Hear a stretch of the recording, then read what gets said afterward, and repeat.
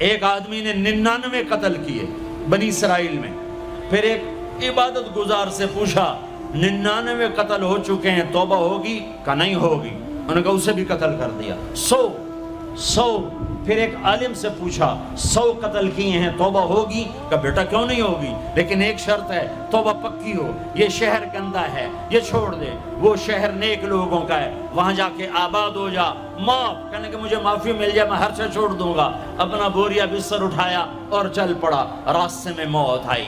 جب موت نے جھٹکا دیا تو اس نے چھلانگ لگائی آگے کی طرف، تو وہ یوں گرا، یوں اس کے ہاتھ یوں اور پاؤں یوں گرا. تو اللہ تعالیٰ نے یہ قصہ ہم تک پہنچانے کے لیے دونوں فرشتوں کو چھٹی دے دی. جنت کا فرشتہ بھی آ گیا، دوزخ کا بھی آ گیا. دوزخ کا فرشتہ کہنے لگا ہمارا مجرم ہم لے جائیں گے. جنت کا فرشتہ ہمارا مہمان ہم لے جائیں گے. جہنم کا فرشتہ توبہ نہیں کی ہمارا مجرم ہم لے جائیں گے. جنت کا فرشتہ ہمارا مہمان توبہ کر چکا ہے، گھر سے نکل پڑا ہے، ہم لے جائیں گے. جہنم کا فرشتہ ابھی اس بستی میں پہنچا نہیں ہے، ہمارا مجرم ہے. جنت کا فرشتہ پہنچنا ضروری نہیں ہے، نیت ضروری ہے. تو اللہ نے تیسرا فرشتہ بھیجا، جاؤ بھائی ان میں فیصلہ کرو. کیا فیصلہ کرو؟ یہ اس کی میت پڑی ہوئی ہے، یہ نیک لوگوں کی بستی ہے، یہ اس کی اپنی بستی ہے.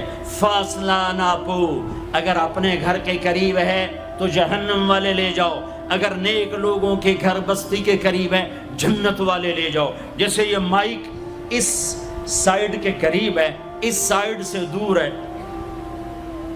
یہ یہاں گرا پڑا پانی، یہ یہاں گرا پڑا تھا، گھر کے قریب تھا اور نیک لوگوں کی بستی سے دور تھا. جب ناپنے لگے تو اللہ نے ادھر کی زمین کو کہا سکڑ جا، اور گھر کی طرف کی زمین کو کہا پھیل جا. جب پیمائش ہوئی تو اپنے گاؤں سے دور اور نیک لوگوں کے گاؤں کے قریب ہو گیا. تو اللہ نے فرمایا چلو ہمارا مہمان ہے جنت. توبہ سے نہ گھبراؤ، میرا رب کہتا ہے پوری دھرتی گناہوں سے بھر دے اور آسمان تک گناہوں کو لے جا. ایک دفعہ کہہ دے یا اللہ میری توبہ تو سارے معاف کر دوں گا. تو بھائیو ہاتھ جوڑتا ہوں، آؤ ہم توبہ کریں. نیت کرتے ہو؟ حکومتوں سے آس بھی ہٹا دو، گلا حکومتوں کا گلا بھی نہ کرو. اس سے کیا فائدہ ہوگا؟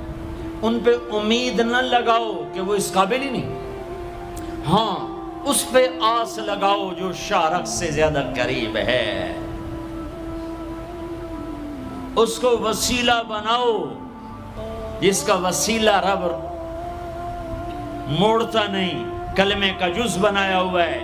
معراج پہ جب آپ گئے تو آپ نے پوچھا یا اللہ ابراہیم آپ کے خلیل، موسیٰ آپ کے کلیم، داؤد کے لیے لوہا نرم، سلیمان کے لیے ہوا تابع اور عیسیٰ کے لیے مردہ زندہ، تو میرے لیے کیا ہے؟ تو اللہ تعالیٰ نے فرمایا اولیس قد آتیتک افضل من ذلک کلہ، اے میرے حبیب واہ تیرے لیے سب سے اعلیٰ، سب سے اعلیٰ، سب سے اعلیٰ کیا؟ یا اللہ کیا؟ کہ وہ یہ ہے کہ اللہ ذکرت الا ذکرت معی، قیامت تک تیرا میرا نام اکٹھا رہے گا، جدا نہیں ہو سکتا.